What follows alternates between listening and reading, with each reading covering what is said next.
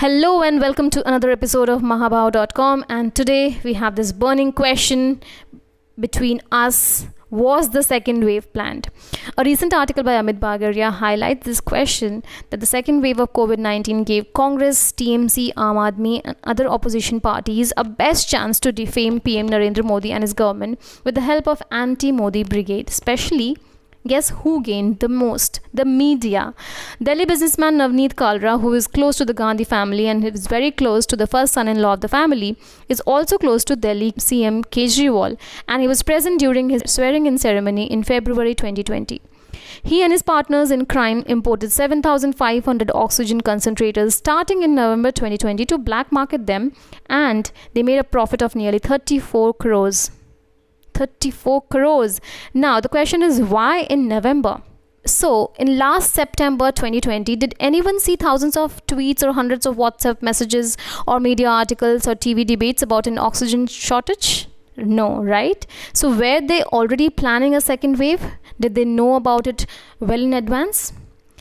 I must point this out here that Kalra's lawyer is surprisingly senior Congress leader Dr. Abhishek Manu Singhvi. Do you know that Rahul went to Europe and Sonia went to the US in December 2020? And do you wonder why? Yes, they went to meet with people who could fund another unrest in India, such as the think tanks secretly funded by the CIA. On February 6, 2021, Congress announced that it will recruit 5 lakh social media warriors for the IT cell to counter the BJP IT cell, which consists of around 15,000 workers. Now, the question is, 5 lakh people for social media? Why did Congress need more than 33 times of BJP social media workers? And more importantly, why in February 2021, just 32 days before the second wave started? Wasn't it sufficient for recruitment and training? Lakhs of fake accounts created by the paid volunteers and high amount of money was spent on Twitter and other social media platforms like Facebook, Instagram and YouTube to spread panic. Okay, now let's come to this point. Where did the second wave start? In Maharashtra, where Congress alliance with Shiv Sena and NCP holds power. Who created the first panic about shortage of hospital beds, oxygen and drugs like Remdesivir? Maharashtra again. Which state has 21.5% of the entire COVID-19 cases and 29.7% of deaths, but only 8.95% of India's population? Again, the answer is Maharashtra. Last question is, which 4 states have the highest deaths per lakh? Yes, opposition ruled states, and 3 out of 4 such states have Congress-led governments. But who is everyone blaming?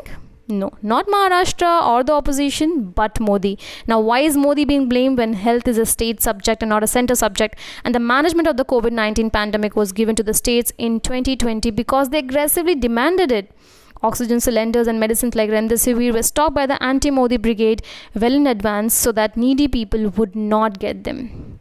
Even hoarding was done on a large scale. Majority of such SOS messages on social media platforms for hospital beds, ICU, oxygen, medicines are from the fake social media handles, and most of them probably created by the anti-Modi brigade, which is 5 lakh paid volunteers of the Congress IT cell. They are then retweeted by real people with thousands and lakhs of followers so that the panic spreads wide. And hundreds of such tweets are seen from Robert Vadra's brother-in-law, Tehseen Poonawalla. Do you know that the WHO said in November 2020 that it recommends against the use of Remdesivir in COVID-19 patients, though Remdesivir was made to sound like a wonder drug? Why? There are lakhs of such tweets in the last 45 days which says, copied tweets of Hindu and Muslim users. Which Muslim puts a saffron garland on the photo of the dead father?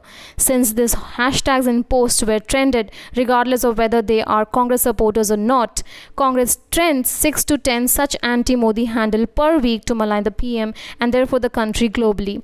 Almost the same thing happened with Donald Trump in US. Panic about COVID-19 was created so that he lost the elections, and once John Biden came to power, most of the noise stopped, even though the cases have risen. The only way for Congress to remove Modi is to divide Hindus once again, and they realized it. And what better way than to have pictures of Hindu cremation ground plastered on front pages of the world's leading newspapers and international TV channels? The foreign media does this because they are paid by the governments or the spy agencies to malign India. They are paid directly by entities such as Congress Party. They're also paid by anti-Modi journalists who write negative stories about India. And the media, who's always looking for sensational news and stories. What another better way to make Hindus very angry was to malign the Kumbh Mela, to show that the PM does not care for their own lives and that elections are more important to him.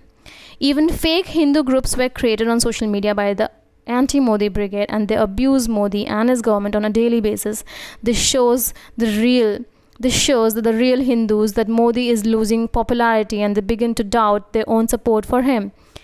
We would not be surprised though if Narendra Modi springs a surprise in all of them in the next couple of months, as he is much smarter than all the people in Congress, Trinamool, AAP, the left, the liberal media, and all the other Break India forces put together. For more such articles and information, stay tuned and follow mahabao.com. Thank you.